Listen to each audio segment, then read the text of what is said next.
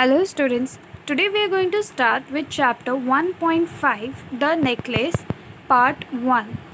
Okay, so this is a story about a girl named Mathilde who was very pretty and a charming girl, but unfortunately she was born in a family of clerks meaning people who do office work and stuff like that.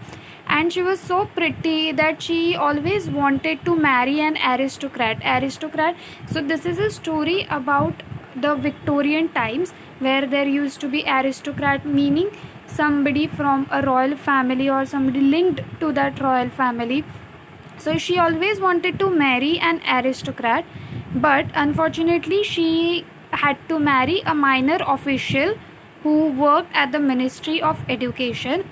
And she always had to dress very plainly, etc. She always wanted luxuries in her life. She would think about pretty dresses, jewelry, a closet full of clothes, grand and palatial mansions. She would think about mansions, beautiful houses, big houses where she would chat with her friends in the evening and stuff like that. But she didn't have anything like that. She had simple dresses, no jewels, and nothing. Now her husband knew how she wanted all of these things. So one day when he came home, he brought a letter with him, and when he gave her the letter, he thought that she would be very happy. But when Mathilde opened the letter and found that they were requested for a dinner to spend an evening by the Minister of Education, she was not very happy about that. And her husband was very surprised, and he asked her, why, what happened? Normally you would be very happy to go to all of these things. So she replied that I do not have any clothes and a nice dress to wear for the event. So now he was very shocked. So then he told her that okay, don't be sad, and tell me how much would a nice dress cost? A suitable meaning a nice dress. How much would a nice dress cost? So she thinks about it, and then she tells him that it would cost 400 francs. Francs is a French representation of money. So they are French people. So they use francs, and she says that 400 francs would be nice. Now he turns very pale, meaning he is very shocked that she needs 400 francs. But then eventually he agrees, and he gives her 400 francs and tells her that do buy a beautiful dress for the party. As the day of the party drew closer, Mathilde became very anxious and sad. And when her husband asked her like that, why are you so acting so strange these days, she tells him that she does not have appropriate jewelry to wear with her dress. So her husband tells her that you could wear flowers, they're very fashionable at this time of year, but she's not very convinced. So the next day she decides that she would go to her friend's house, and this friend of hers is rich, and she usually did not think much about her friend because then she would get jealous of her. So usually she didn't think much about it, but now that she didn't have any choice, she decides to go to her friend. And when her friend's name is Madame Forrester, when she goes there and she tells her friend what happened and what is the situation, Madame Forrester takes her to her wardrobe, and she starts showing her various jewelry boxes and tells her that you can choose anything from this and you can borrow it from me. Okay. So eventually she doesn't like anything. Then eventually she opens a red black box, and there is a beautiful necklace in that box. So Mathilde, she is very surprised and she is very scared to ask, but she asks her friend Madame Forrester that would you lend me this necklace. So her friend says that of course, why not, you can take it. So now she is very excited that she has a new dress as well as jewelry to wear with it. And as she came home, she started, then the next day when she had to go to the party, she started getting ready, and she was prettier than all the other women in the party. She was elegant, gracious, smiling, and full of joy. And she danced wildly with passion. So basically, she enjoyed her time at the party with her husband. And around 4 o'clock in the morning, they left the party and they decided that now they would go home. And they did not find a cab at that time of the night, so they walked some distance, and then they found a cab, and they took the cab and they came home. But as they came home and she stood in front of the mirror to take a final look at her all her glory, to look at how beautiful she was looking, she was shocked and she cried out in surprise because the necklace that her friend had given her was no longer there on her neck. And her husband comes and asks her that what happened, why are you so shocked, and why did you scream? So she tells him that I have lost the necklace that my friend Madame Forestier had given me. And the husband stands up. He is also surprised because they thought that it was an expensive necklace and she had lost it.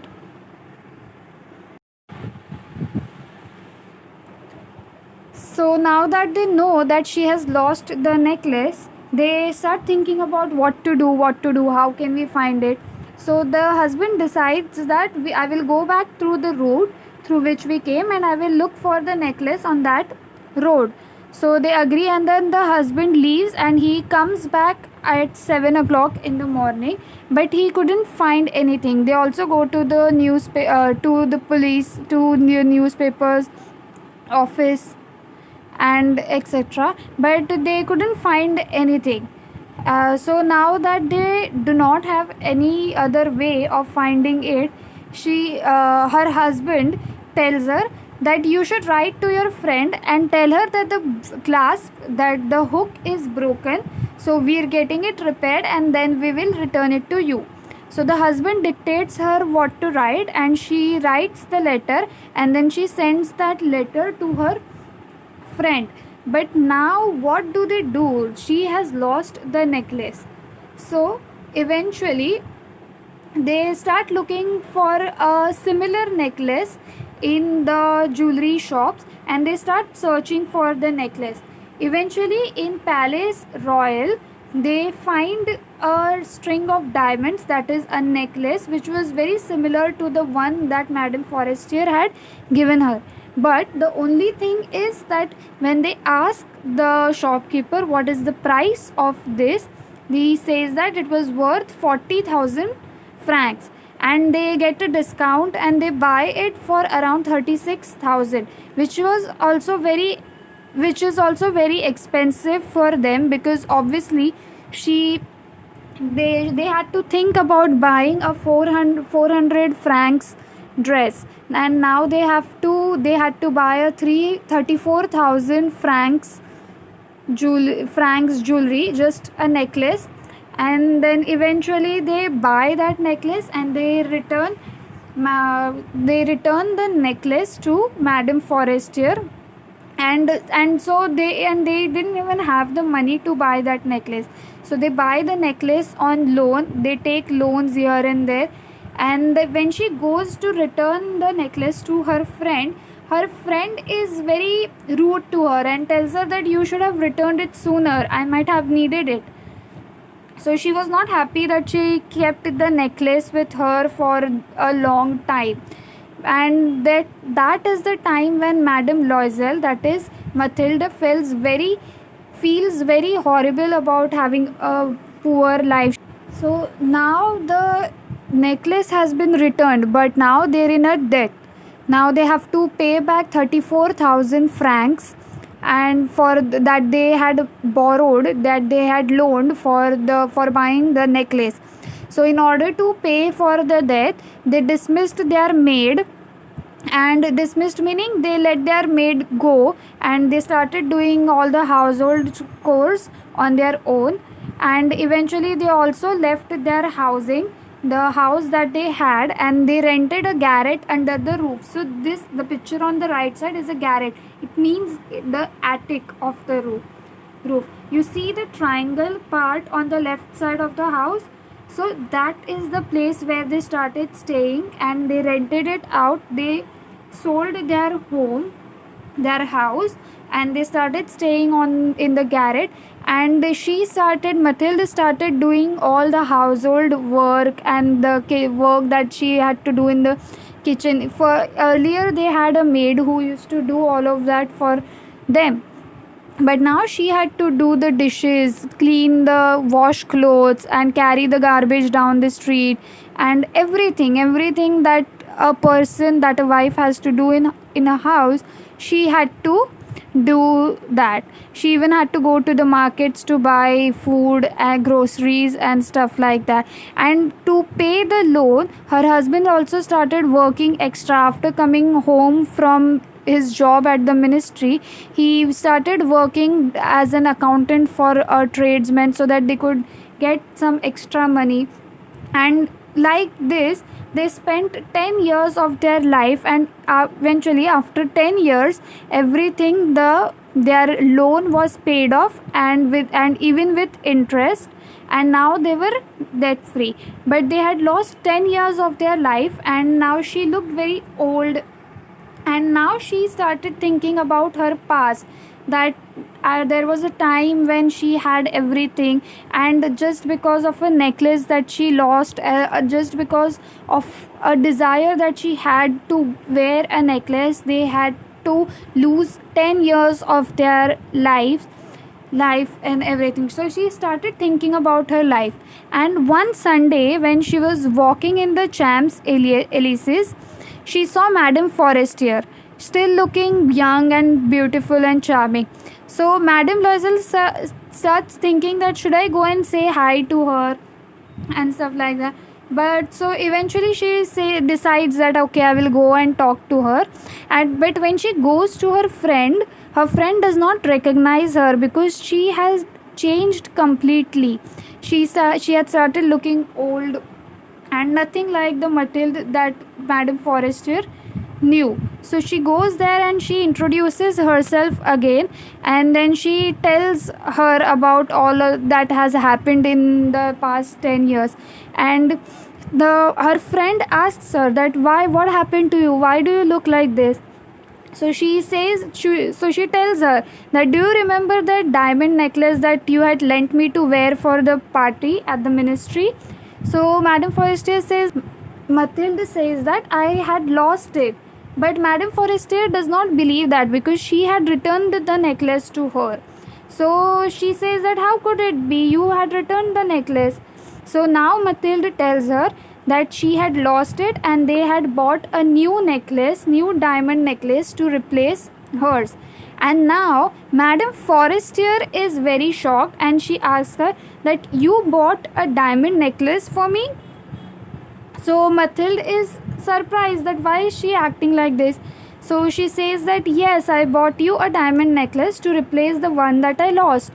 And even now both of them are very shocked, and very slowly Madame Forestier tells Mathilde that mine was an imitation meaning it was not a real diamond necklace, it was just an imitation that we get very cheaply in the markets, and it cost only 500 francs. So you see how the story turned. She thought that the necklace was real. Mathilde thought that just because her friend is rich, she had a real diamond necklace, whereas it turns out that the diamond necklace that she had given Mathilde was an imitation. And for an imitation, she had bought a 34,000 francs necklace and given it to her, and had spent her whole life paying off the debt. So I hope you have understood the story and have learned something out of it. That is that you should never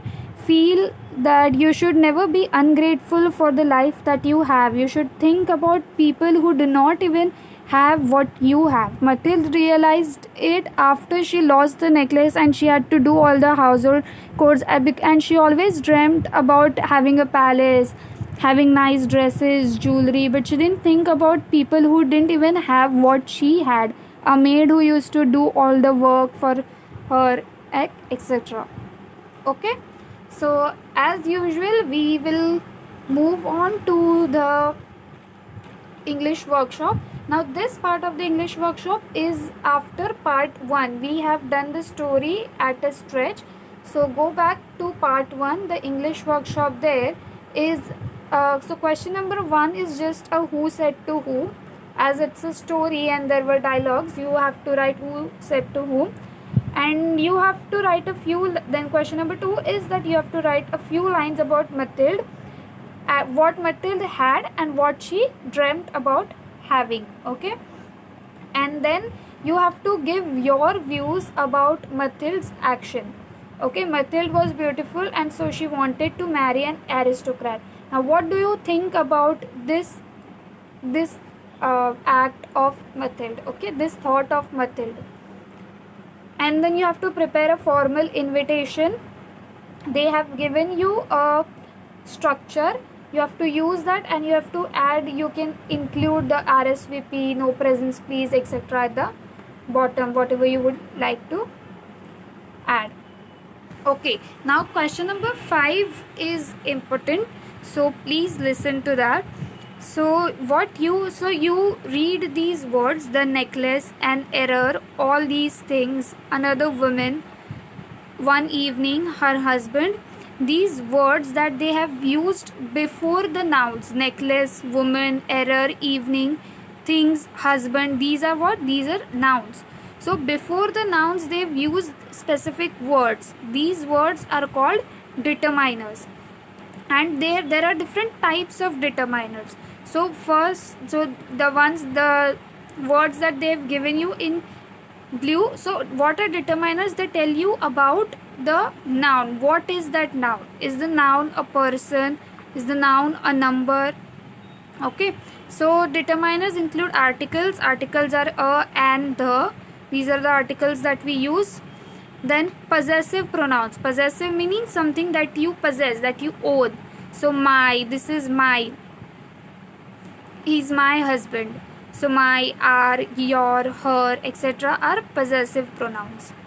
Then demonstratives, words like this, that, these, etc. And quantifiers, they tell you how much, or they quantify the noun, how much, one evening, and numerals, etc. Numerals meaning one evening, etc. Quantifiers, in quantifiers you would have much, many. I have many friends. Okay, so friends is a noun and many is a quantifier, quantifying the noun. So what you have to do in question number 5 is that you have to write your own phrases using all of these different types of determiners. Okay, and now coming to English workshop of part 2, you have to complete the table where you have to write who said to whom and when did they say it. Then question number 2 is same as question number 2 of part 1 workshop. You have to write what you think about these particular thoughts and actions of Mathilde. Okay, now question number 5 is discuss the following and write about each in your own words in 5 to 6 lines. You have to write your views about this. So what would you do if something like this had happened to you? Would you have written a letter saying that the clasp is broken and then bought a new one, or whatever that is, it is that you would have done? Okay, now question number 6 is read, recall and remember. Read the table of verb forms given below. Okay, so there are base meaning the actual verb, and then they have given different forms of the verb. So first is the S form, then past tense. What is the past tense of give? The verb give. Then present participle and past participle. Okay, base form is used as an infinitive, that is the base form, the actual verb is called an infinitive, and it is used to give orders that go home, go there, etc. And they are also used in simple present tense. Simple present tense where we are describing what is going on right now. So I go to school, we go home, etc. Okay, so these are simple present tense. That is how you use the verb in its base form. Okay, now the S form of the verb is used with he, she, it. That is the third person singular of subjects. So the when you're referring to a third person, he, she, it, and in simple present tense, when you're referring to a third person, you are using he, she, it, you use the S form of the verb. Okay, then the past tense form has ed. The past tense, when you're writing the past tense form of that verb, you use ed, but there are exceptions to this rule, like came, went, spoke. You use, for come you use came. Okay, then in the ing form is when you're using known as the present participle, and it is also continuous action. But when you put ing, it becomes continuous. I am eating, they are eating, they are coming. Okay, continuous. That is, you're doing it right now. Present participle, you're still doing it. Then past participle used with forms of have shows completed action. Past participle is that you have completed that action. I have eaten, I have finished my homework. Okay, they have come. Now this they have given you as an example and to explain how it is used. Now what you have to do is that you have to find out verbs, and you have to write these verbs in S form, present participle, past participle forms, and you have to make your own you do not have to make your own verbs, but you have to think about them and you have to write them. Okay, then B is list at least 10 verbs, the last letter of which is doubled in the present participle. What you have to do is that you have to list out 10 verbs whom, when you convert in present participle, that is ing, when you're putting ing, the last word of the verb is doubled. That is, you write it 2 times, like putting. Okay, then you have to list 10 verbs whose last letter is doubled in the past participle. First you have to write it in present participle, then past participle. Write return, double ten. Okay, and then D is list at least 10 verbs, the last letter of which is doubled in the past tense form. Okay, sobbed. Earlier it is past participle, now it is past tense form, normal simple past tense form. Okay, so I hope you have understood this, and you can use a dictionary for writing this question. And if you have any doubts, you can come back, you can text me and ask me. Okay, thank you.